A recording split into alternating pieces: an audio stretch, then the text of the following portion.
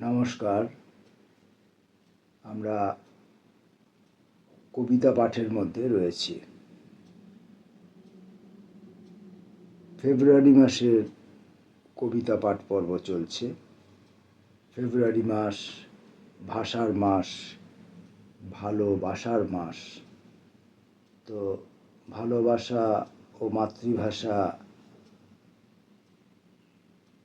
এইসবের সঙ্গে সম্পর্কিত মানুষের যে শিল্পকর্ম, মানুষের যে সৃষ্টিকর্ম, তা হলো কবিতা। আজকের ভিডিওতে আমরা প্রথম পড়ব রবীন্দ্রনাথ ঠাকুরের কবিতা অনন্ত প্রেম। তোমারেই যেন ভালোবাসিয়াছি শতরূপে শতবার, জনমে জনমে যুগে যুগে অনিবার। চিরকাল ধরে মুগ্ধ হৃদয় গাঁথিয়াছে গীতহার, কত রূপ ধরে পড়েছে গলায় নিয়েছে সে উপহার, জনমে জনমে যুগে যুগে অনিবার। যেভাবে এই কবিতাটি পড়া হয়ে থাকে আমি সেভাবে হয়তো পড়তে পারতাম। যে কোনোভাবেই পড়ি না কেন আমার পড়া ভালো নয়, তথাপি আমি সেই প্রচলিত পথটি ধরেই পড়তে পারতাম। তোমারেই যেন ভালোবাসিয়াছি শতরূপে শতবার, জনমে জনমে যুগে যুগে অনিবার। চিরকাল ধরে মুগ্ধ হৃদয় গাঁথিয়াছে গীতহার, কত রূপ ধরে পড়েছ গলায় নিয়েছ সে উপহার, জনমে জনমে যুগে যুগে অনিবার। কিন্তু আমি সেভাবে পড়তে চাই না। সেটা পাঠে হোক লেখায় হোক, যা প্রচলিত রয়েছে তাকে অনুসরণ করার পথে আমি থাকি না। তাই আমি কবিতাটাকে ভেঙে আমার বোঝা অনুযায়ী, আমার চিন্তা অনুযায়ী, আমার বোধ অনুযায়ী আমি কবিতাটাকে ভেঙে বুঝে এবং তার জ্যোতিচিহ্ন ব্যবহার দেখে পড়ে থাকি।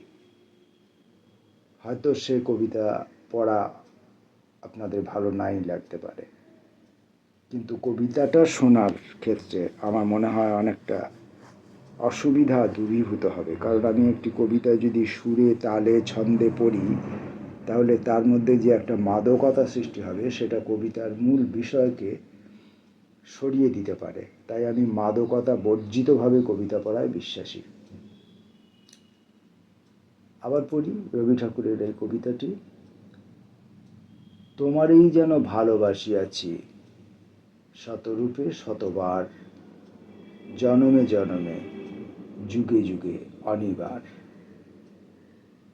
চিরকাল ধরে মুগ্ধ হৃদয় গাঁথিয়াছে গীতহার,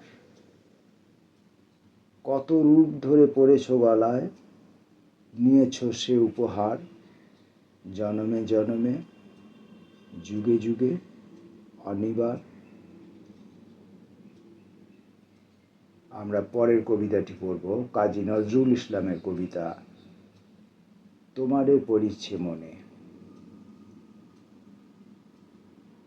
তোমারে পড়িছে মনে আজি নিপ বালিকার ভীরু শিহরণে, যুথিকার অশ্রুসিক্ত ছল ছল মুখে, কেতকী বধূর অবগুণ্ঠিত ও বুকে, তোমারে পড়িছে মনে। হয়তো তেমনি আজি দূর বাতায়নে ঝিলিবিলি তলে, স্নান লুলিত অঞ্চলে, স্নান লুলিত অঞ্চলে এখানে ছাপা আছে। আর কবিতাটা আমার আগের পড়ার স্মৃতি আমার স্মৃতিতে সঞ্চিত নেই, তাই স্নান লুলিত শব্দটি ঠিক আছে কিনা আমি বলতে পারছি না। ঝিলিমিলি তলে স্নান লুলিত অঞ্চলে, চাহিয়া বসিয়া আছো একা, বারে বারে মুছে যায় আঁখি জল লেখা, বারে বারে নিভে যায় শিয়রের বাতি, তুমি জাগো জেগে থাকো বরষার রাতি। আপনারা যারা কবিতা পড়েন, নিয়মিত চর্চা করেন, তারা বলতে পারবেন রবীন্দ্রনাথের এই কবিতাটি, এই কাজী নজরুল ইসলামের এই কবিতাটি তোমারে পড়িছে মনে, এখানে আমি যে পড়লাম সে পড়ার মধ্যে যে শব্দটির কথা আমি বললাম সেটি ভুল না ঠিক আপনারা বলতে পারবেন, অনুগ্রহ করে আপনারা জানাবেন।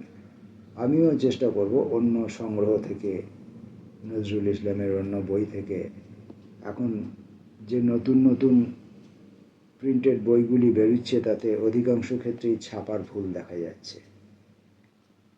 আমি আবার কবিতাটা পড়ি। তোমারে পড়িছে মনে, আজি নিপ বালিকার শিহুষ ভীরু শিহরণে। তোমারে পড়িছে মনে, আজি নিপ বালিকার ভীরু শিহরণে। যুথিকার অশ্রুস্নিগ্ধ ছলছল মুখে, কেতকী বধূর অবগুণ্ঠিত অবুকে। কেতকী বধূর অবগুণ্ঠিত অবুকে তোমারে পড়িছে মনে।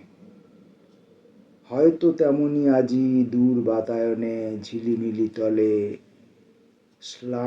স্নান লুলিত অঞ্চলে। আমার মনে হয়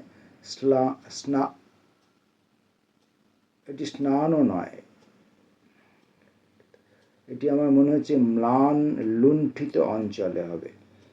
ম্লান লুণ্ঠিত অঞ্চলে, ঝিলিমিলি তলে ম্লান লুণ্ঠিত অঞ্চলে চাহিয়া বসিয়া আছো একা, বারে বারে মুছে যায় আখি জল ও লেখা। বারে বারে নিভে যায় শিয়রের বাতি, যেমন এখানে আছে শিয়রের, এটা ভুল স্পষ্ট বোঝা যাচ্ছে। বারে বারে নিভে যায় শিয়রের বাতি, তুমি জাগো জাগে সাথে বরষার রাতি।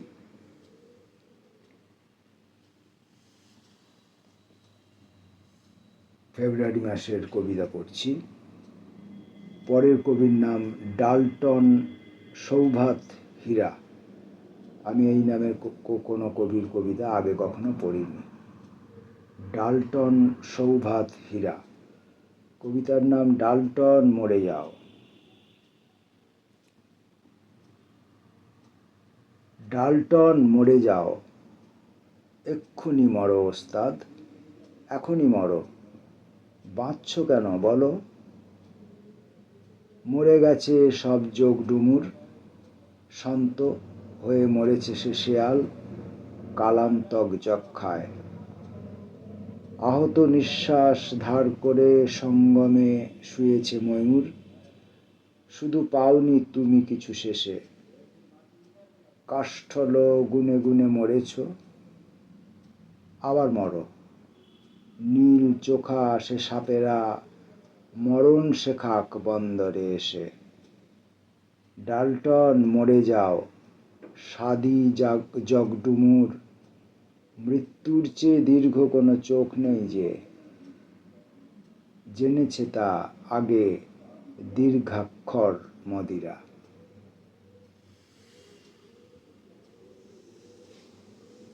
পড়লাম ডাল্টন সৌভাত হীরার কবিতা। পরে পড়ব সুব্রত অগাস্টিন গোমেজ। আমি এরও কবিতা, এই কবির কবিতাও আমি আগে কখনো পড়িনি। Subrata Augustine Gomes. আমার পড়াশোনা খুবই কম, খুবই সীমিত, পড়াশোনা নেই বললেই হয়। সুব্রত অগাস্টিন গোমেজ, তার কবিতার নাম কমলা 13, অর্থাৎ আরও অনেক কবিতা 12 পর্যন্ত বা 13-র পরে আরও অনেক কবিতা আছে। কমলা 13। অসহ্য, অশ্রাব্য, তুমি, না না তুমি নও, তুমি শব্দটাই, তুমি হয়তো তুমি নও। সে তোমার সর্বনাম হলেও নির্ণয় করে না তোমাকে। তুমি অনিচ্ছাতেও বও আস্ত আস্ত তউম ও আস্ত একটা ই, তউম ও আস্ত একটা ই মানে রসই। অতিব্যক্ত হয়ে চলে যে আমির ঠোঁটে, পয়লা পয়লা নওলা নওশা মোটা হয়ে ফোটে। তারপর তো বটেই তুমি আমারও ইজ্জতে হাফসোল পড়ায়ে সারছ। তাই তো আমরা দুই পিনকুশন শুয়ে আছি, আশরীর শুই অম্বাত শিখণ্ডী পায়, ভীষ্মের কি জোটে। তুমি তুমি কখনোই ছিলে না, থাকবাও না, তবুয়ে তুমি কবরে, তবুয়ে তুমিই করবে তোমার বর্ণনা। কবিতাটি বেশ ভাবনা চিন্তা পরিবেশনে বেশ দক্ষতা রাখার চেষ্টা করেছেন কবি। আমি আবার একবার পড়ব। কবিতাটি শুনতে যাতে সুবিধা হয়, তারপর অনুভব করা বোঝা প্রত্যেকের নিজের নিজের। অসহ্য, অশ্রাব্য,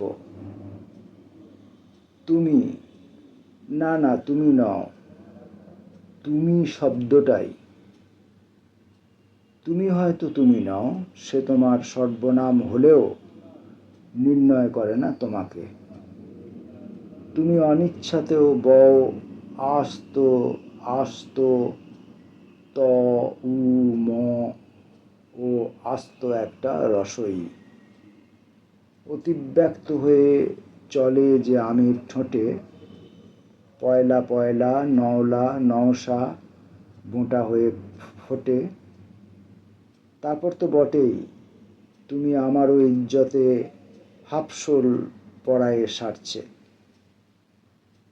তাই তো আমরা দুই পিনকুশন শুয়ে আছি, আশরীর শুই অম্বাত শিখণ্ডী পায়, ভীষ্মের কি জোটে। তুমি তুমি কখনো ছিলাই না, থাকবাও না, তবুয়ে তুমিই করবে তোমার বর্ণনা। কবিতাটি পড়তে আমার বেশ একটু চ্যালেঞ্জিং লেগেছে এবং কবিতাটির মধ্যে আমি বেশ নতুনত্ব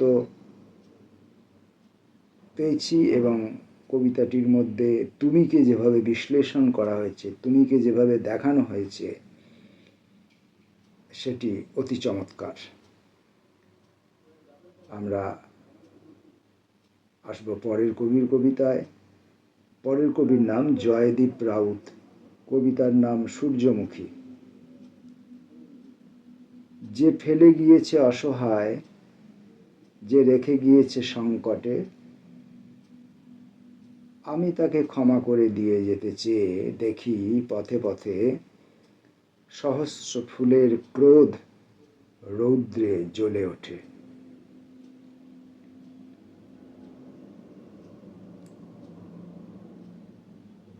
গতকাল গেছে ভালোবাসার দিন, ভ্যালেন্টাইন্স ডে। কালকেই আমি ফেসবুক থেকে এই কবিতাটি সংগ্রহ করেছি। ভ্যালেন্টাইন্স ডেতে দুটো আবেগ থরথর। অরুণাভ ভৌমিকের সেখানে কয়েকটি কবিতা ছিল, আমি তার থেকে একটি কবিতা তুলে নিয়েছি। কবি অরুণাভ ভৌমিকের কবিতা অসুখ।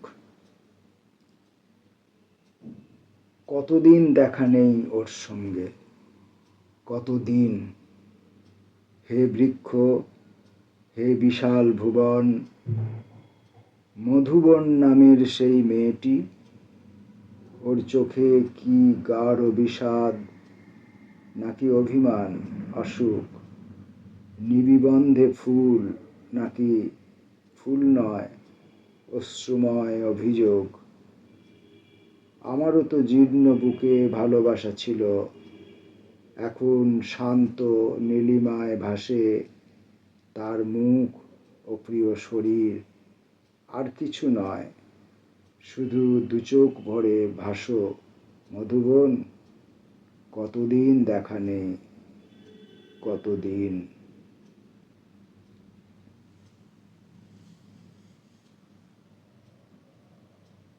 পরের কবিতাটি একজন চ্যালেঞ্জিং কবি জয় গোস্বামী, কবিতার নাম স্টেশনে।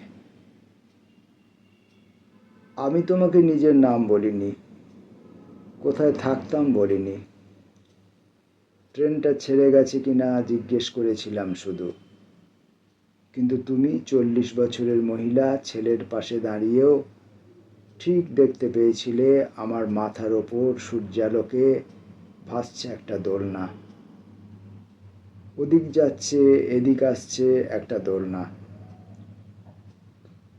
দোলনায় লাল ফ্রক পরা একটি মেয়ে, দোলনার পিছনে এক কিশোর যে দোলনায় ঠেলা দিয়ে যাচ্ছে, যে মেয়েটিকে দোলনা থেকে নামিয়ে আনছে নিচে, সিঁড়ির ঘরে নিয়ে যাচ্ছে, ঘরে রাজি হচ্ছে মেয়েটি। দুটো ট্রেন দুদিকে ছিঁড়ে গেল, প্ল্যাটফর্ম ফাঁকা। আমরা কেউ কারোর নাম বলিনি, কিন্তু 40 বছরের মহিলা তুই বুলি কি করে সব এক দৃষ্টিতে মনে করতে পারলি?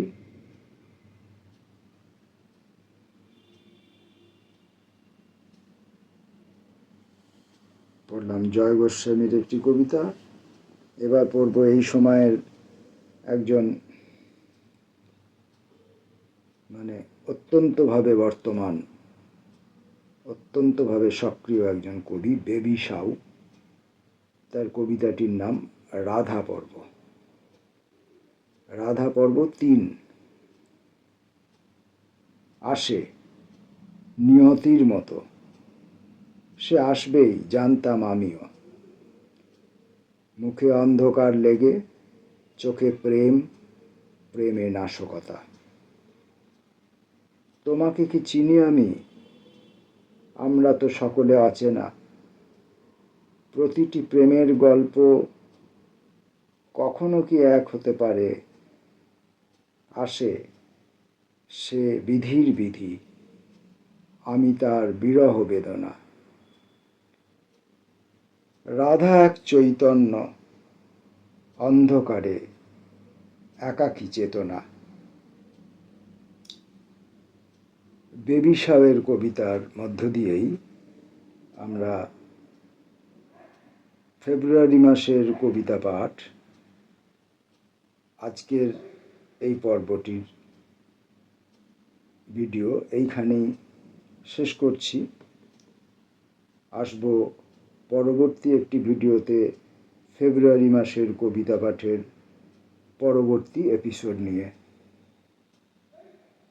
প্রসঙ্গক্রমে বলে রাখি যে ফেব্রুয়ারি মাসের কবিতা পড়তে এসে আমরা নামি অনামি, সিনিয়র জুনিয়র, বর্তমান অবর্তমান, খ্যাতনামা অখ্যাত, বয়স্ক এবং নবাগত এ সমস্তর কথা, দক্ষ অদক্ষ এ সমস্ত কোনো বিশেষণের দিকেই আমরা নজর দিইনি।